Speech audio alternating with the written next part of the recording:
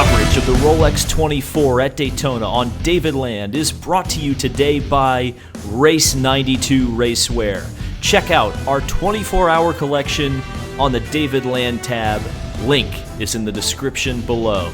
And by our supporters on Patreon.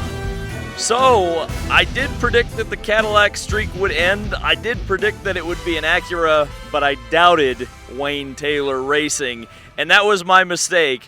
Wow, what a Rolex 24 that this was. You know, I was talking to some of my friends, and they were talking to me, and they kind of mentioned that this was an instant classic, and I thought about it for a second, and yeah, it probably was. Sure, was some of the reason that there were 5 cars on the lead lap artificial? Did some cars get wave arounds? Yes. Were there cautions to bunch up the field? Yes. But at the end of the day, it's still kind of amazing to me that you could have this level of competition at the end of a race that is 24 hours in length. I mean, it really does, I think, say good things about IMSA, and I really hope a lot of people tuned in and enjoyed this because this was a lot of fun. And again, I guess the broadcast did it justice too, though there seemed to be some questions about that. Oh boy. So we got a lot of stuff to talk about. DPI. We'll start there because, of course, that's the class that races for the overall win, and there was a lot of intrigue in that class. Of course, I'm wearing the hat of one of those intriguing things, but I'll try not to be too much like NBC and not talk about them for too much. Unfortunately, Chase Elliott just really didn't have it today. I think for some reason, there was some damage that he actually caused to the car, and it actually hurt their performance a little bit. That's unfortunate, but I think I read a lot of the quotes from Chase Elliott. He was very hard on himself. I don't think that's necessarily deserved.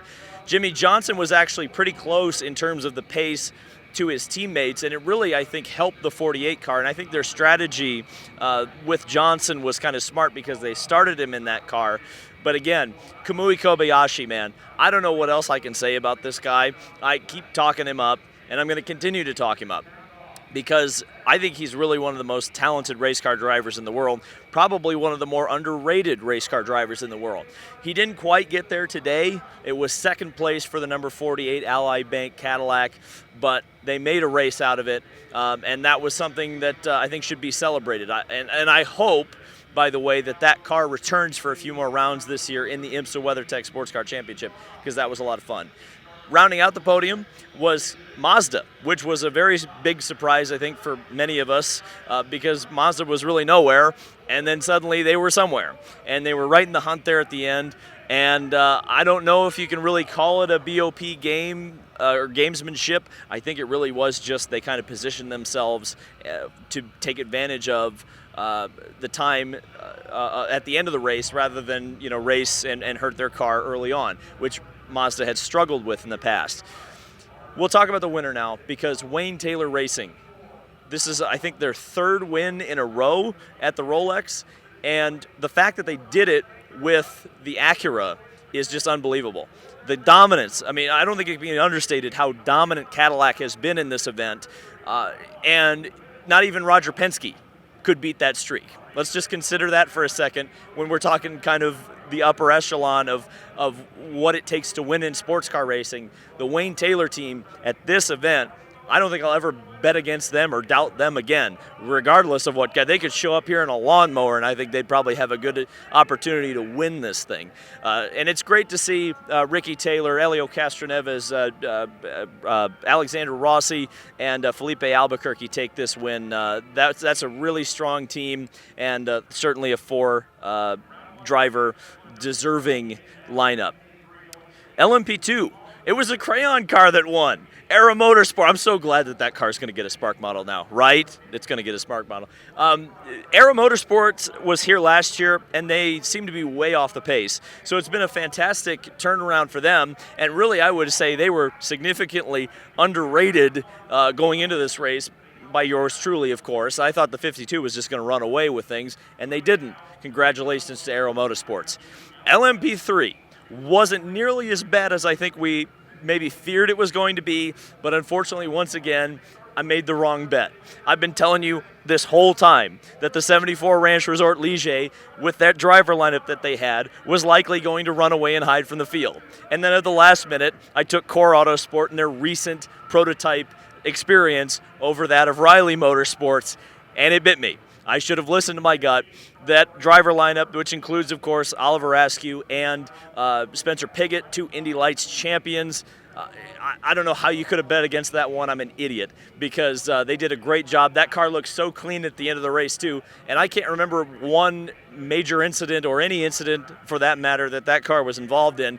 And much like any new prototype class, that seems to be the way that you win, which is to just keep your nose clean, don't crash the car, don't blow it up, and be there at the finish. And chances are you're going to be 4 or 5 laps ahead of everybody, which happened in that class.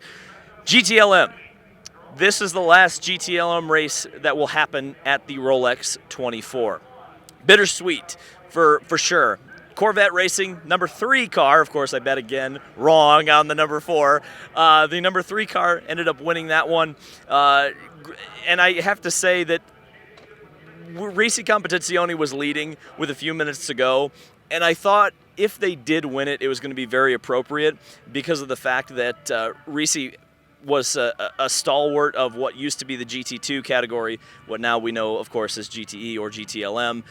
But Corvette is, I think, just as deserving their commitment to the class, and ultimately they seem to be one of the last, if not the last, true new GTE or GTLM car built, taking the final GTLM checkered flag in the Rolex 24. That's cool, and of course, fan favorite, number 3 car, the yellow one. GTD. I'm going to forget the name of the team. I'm going to have the people behind me shout it. What was the name of the team? It was a Mercedes. Windward. I always forgot that car. I said at the very beginning of the weekend, I'm like, that is the most forgettable car. I will forget it. Windward Racing. They're not forgettable anymore because they won the Rolex. And in fact, really, they were kind of dominant in a class which we really didn't expect to be dominant. Once they had the lead, they really didn't lose it. My pick, of course, was the number 21 AF Corsa Ferrari. They got close. They couldn't pass. The Sun Energy AMG got close. They couldn't pass. At the end of the day, I think the best team won.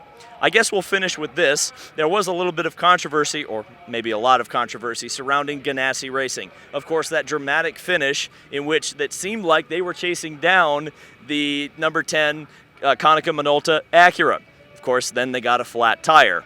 But I would say it might be a little bit of karma because of that full course yellow that IMSA threw for Ganassi's first flat tire, which allowed them to, of course, bunch up the field, drive around the rest of the cars, and get a shot at victory. So that's the Rolex 24. We're not done with racing coverage. Tomorrow we will be at Sebring International Raceway for IndyCar testing, and I'll hopefully have a good, at least one video from there for you, maybe a few more, but definitely a report on what happens at that racetrack and who's testing, who's fast, who's slow, maybe who crashes. Hope not, but I'll be there if it happens. And again, thanks to everybody who supports, watches, Patreon supporters, Race 92, buy their t-shirt. That's why I'm here and able to provide at least some kind of content at this event for you guys. So thank you guys so much for watching. Subscribe for more motorsport content, and I will see you in the next video.